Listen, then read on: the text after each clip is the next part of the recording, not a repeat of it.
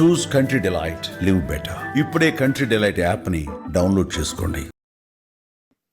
ఇక్కడ ఉన్న వేదిక మీద ఉన్న పెద్దలందరికీ, అలానే ఇక్కడ వచ్చిన పేరెంట్స్ అందరికీ నా ధన్యవాదాలండి. అలాగే నా తోటి కానిస్టేబుల్కి సెలెక్ట్ అయిన అందరికీ కంగ్రాచులేషన్స్. అండ్ అందరూ ట్రైనింగ్కి వెళ్తున్నారు, అందరికీ ఆల్ ద బెస్ట్ అండి.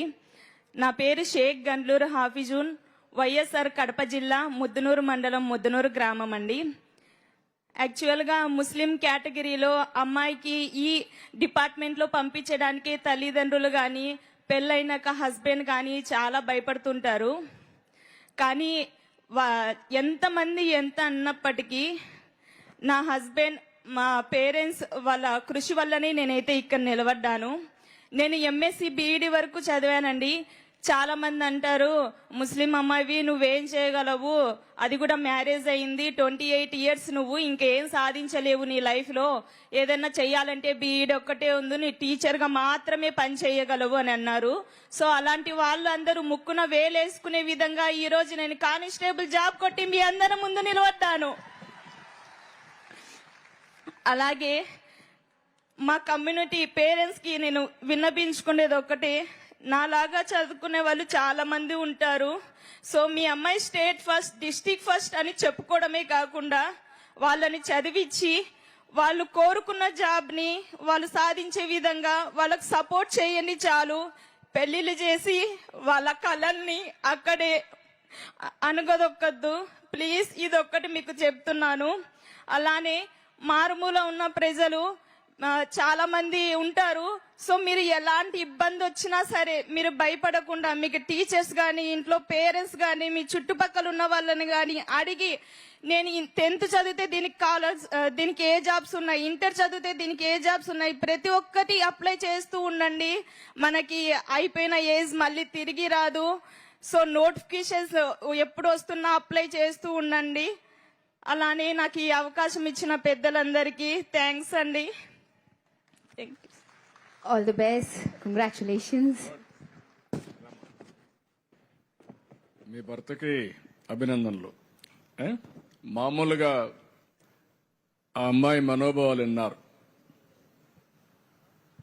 మామూలుగా ఆడపిల్లల్ని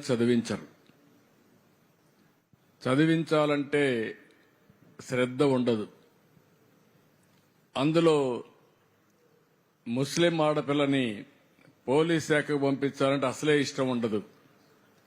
అలాంటప్పుడు భర్త, తల్లిదండ్రులు ఆ అమ్మాయిని ఆశీర్వదించారంటే శబాష్, వాళ్లకు మనస్ఫూర్తిగా అభినందనలు, గట్టిగా చప్పట్లు కొట్టి అభినందించాలి. వీళ్ళ బాబు కూడా 8 సంవత్సరాల బాబు. ఈవిడ మనోస్థైర్యం, బాబు తల్లికి అండ. ఇంకొక పక్కన చూస్తే ఒకసారి ఆశ వదులుకుంటారు పెళ్ళైతే, అందులో బాబు కూడా ఉంటే వాళ్ళ బాగోగులు చూసుకుంటూ అసలు ధ్యేయాన్ని వదులుకుంటారు. కానీ ఆ అమ్మాయిలో ఒక పట్టుదల ఉంది, కసి ఉంది, నేను కూడా పైకి రావాలనే తపనుంది. ఆ తపనే ఈరోజు ఆ అమ్మాయికి ఈ స్థాయికి తీసుకొచ్చింది. ఎంఎస్సి బీఈడి వదిలిపెట్టద్దమ్మా, ఇంకా నీకు భవిష్యత్తు ఉంది, నువ్వు కష్టపడు, నీ యొక్క పట్టుదల చూస్తే నాకు ఒక నమ్మకం ఉంది, ఇంకా మంచి ఉన్నత స్థాయికి ఎదుగుతావు. రెండోది, ఆ అమ్మాయిలో ఒక సందేశం ఉంది. ఆ సందేశాన్ని మీరు విన్నారు. చిన్నప్పుడు పెళ్లిళ్లు చేసి ఆడబిడ్డల్ని పంపించేసి వాళ్ళ యొక్క ధైర్యాన్ని దెబ్బతీయడమే కాకుండా వాళ్ళ కోరికలను చంపేసే పరిస్థితికి వస్తున్నారు. ఆ పని చెయ్యొద్దని తల్లిదండ్రులకు అప్పీల్ చేస్తూ యువతకు కూడా ఒక మెసేజ్ ఇచ్చింది. వయసు అయిందనో లేకుంటే ఇంకొక సమస్య వస్తుందనో ఆపద్దండి, ప్రతి ఒక్క దానికి ప్రయత్నం చేయండి, తప్పకుండా విజయాన్ని సాధిస్తారని యువతకు ఒక బ్రహ్మాండమైన సందేశం ఇచ్చిన ఈ అమ్మాయిని మనస్ఫూర్తిగా గట్టిగా చప్పట్లు కొట్టి, అన్ని అడ్వర్స్ కండిషన్లో విజయాన్ని సాధించిన వారే నిజమైన విజేతలు.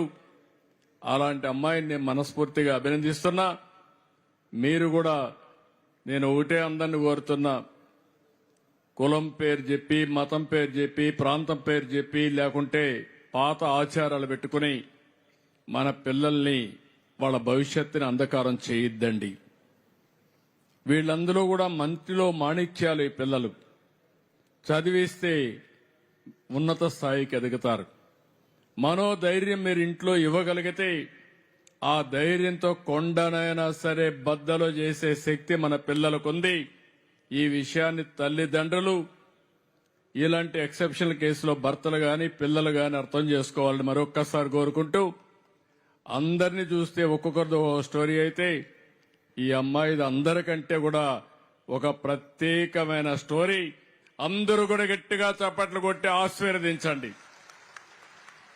థ్యాంక్ యూ మా. I wish all the best. Thank you.